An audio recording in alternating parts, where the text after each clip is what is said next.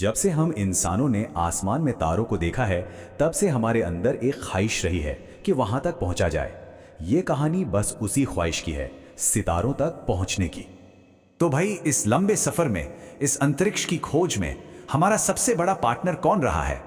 कौन है वो जो इस सपने को हकीकत में बदलने में हमारी मदद कर रहा है? जवाब शायद इस लोगो को देखकर आप समझ ही गए होंगे। जी हाँ, ये नासा है और आज हम इसी की कहानी में उतरेंगे, देखेंगे इसका शानदार अतीत, इसका रोमांचक आज और इसका जबरदस्त फ्यूचर। तो चलिए शुरू से शुरू करते हैं। नासा, इसका पूरा नाम है national aeronautics and space administration. असल में ये अमेरिकी सरकार की एक एजेंसी है जिसका काम है देश के स्पेस प्रोग्राम और एरोनॉटिक्स रिसर्च को संभालना। और इनका motto for the benefit of all, मतलब सभी के फायदे के लिए। ये लाइन ही इनकी पूरी कहानी बता देती है। अब अगर हमें नासा के फ्यूचर प्लान्स को समझना है तो थोड़ा सा पास्ट में जाना पड़ेगा। आखिर ये सब शुरू कैसे हुआ, चलिए पता लगाते हैं। देखिए, नासा कोई एक दिन में नहीं बन गया। इसकी जड़ें एक पुरानी एजेंसी नाका में थीं। फिर आया साल 1958, जब स्पेस रेस अपने चरम पर थी। 29 जुलाई को कानूनन नासा की स्थापना हुई और कमाल की बात यह है कि बस कुछ ही महीनों में 1 अक्टूबर से इसने काम करना भी शुरू कर दिया और पुरानी एजेंसी नाका इसी में शामिल हो गई। और फिर शुरू हुआ नासा का वो चैप्टर जो शायद इसका सबसे मशहूर किस्सा है, अपोलो प्रोग्राम। ये एक ऐसा मिशन था, एक ऐसी छलांग जिसने हम इंसानों के इतिहास को हमेशा हमेशा के लिए बदल कर रख दिया।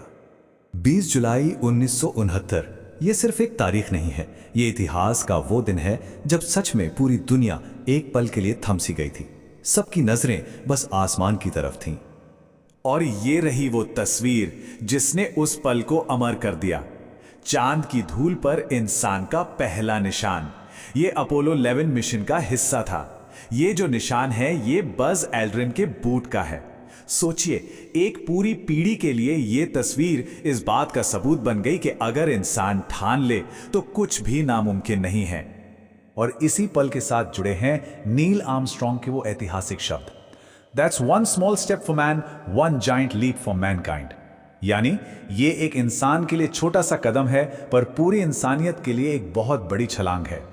इन लाइनों ने न सिर्फ उस लम्हे को, बल्कि हमारे सपनों और हमारी हिम्मत की कहानी को हमेशा के लिए कैद कर लिया है। तो चांद तो फतेह हो गया, लेकिन नासा यही नहीं रुका। अब नजर थी पूरे सौर मंडल पर, लेकिन इस बार इंसानों की जगह भेजा गया हमारे रोबोटिक दूतों को, जो हमारी आंखें और कान बनकर ब्रह्मांड की गहराइयों में उतरने वाले थे। खासकर मंगल ग्रह को लेकर हमारी समझ तो पूरी तरह बदल गई। देखिए कैसे 2004 में स्पिरिट और अपॉर्चुनिटी रोवर्स ने वहां की जमीन को खंगालना शुरू किया। फिर 2012 में आया क्यूरियोसिटी, जो एक चलती फिरती साइंस लैब जैसा था। पत्थरों और मिट्टी के सैंपल्स जमा किए इसने। और फिर 2021 में परसीवरेंस उतरा, जो वहां पुराने जीवन के निशान ढूंढ रहा है। अरे, इसने तो मंगल पर इंजेन्युइटी नाम का एक हेलीकॉप्टर भी उड़ाया। सोचिए, किसी दूसरे ग्रह पर पहली बार। इस तरह की तस्वीरें देखकर अंदाजा लगता है ना, कि ये रोबोटिक साइंटिस्ट्स हमसे करोड़ों किलोमीटर दूर उस लाल ग्रह पर अकेले ही अपना काम कर रहे हैं। ये अकेले जरूर हैं, पर अपने साथ पूरी इंसानियत की जिज्ञासा लेकर चल रहे हैं। पर कहानी सिर्फ मंगल तक ही नहीं है। नासा की नजरें तो कहीं दूर तक हैं। 1990 में हबल स्पेस टेलीस्कोप को लॉन्च किया गया। इसने तो जैसे ब्रह्मांड को देखने के लिए हमें एक नई आंख ही दे दी। गैलेक्सी, ब्लैक होल, ऐसी ऐसी तस्वीरें भेजी कि एस्ट्रोनॉमी की किताबें ही बदल गईं। और वोएजर 1 और 2 को तो याद ही होगा, 1977 में निकले थे। आज हमारे सौर मंडल से भी बाहर इंटरस्टेलर स्पेस में है। अपने साथ ले जा रहे हैं पृथ्वी का गोल्डन रिकॉर्ड, एक तरह से एलियंस के लिए हमारा मैसेज। तो ये तो थी अतीत की बात। अब आते हैं भविष्य पर। नासा एक बार फिर से इंसानों को स्पेस में भेजने के एक नए जबरदस्त चैप्टर की तैयारी में है, और मिशन का नाम है आर्टेमिस। जी हां, हम वापस चांद पर जा रहे हैं। और ये देखिए इस ताकत को, यह है स्पेस लॉन्च सिस्टम या एसएलएस रॉकेट। ये जो लॉन्च देख रहे हैं, ये आर्टेमिस 1 मिशन का है। ये सिर्फ एक रॉकेट का उड़ना नहीं है, ये एक नए दौर की शुरुआत है। ये हमारे इरादों की उड़ान है, चांद और उससे भी आगे जाने की। आर्टेमिस प्रोग्राम का एक पूरा प्लान है, स्टेप बाय स्टेप। आर्टेमिस 1 जो 2022 में हुआ, वो एक कामयाब अनक्रूड टेस्ट था, मतलब उसमें कोई इंसान नहीं था।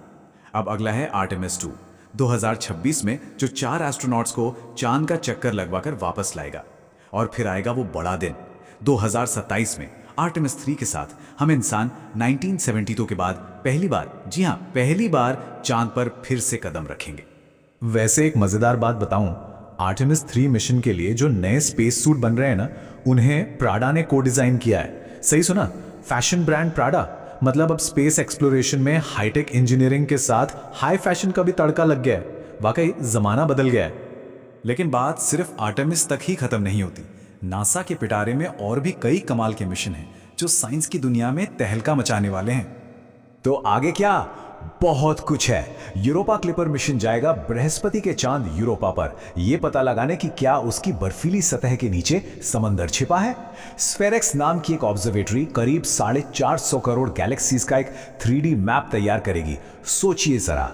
NSR मिशन तो बहुत खास है। यह इसरो के साथ एक जॉइंट मिशन है जो हमारी अपनी धरती पर नजर रखेगा।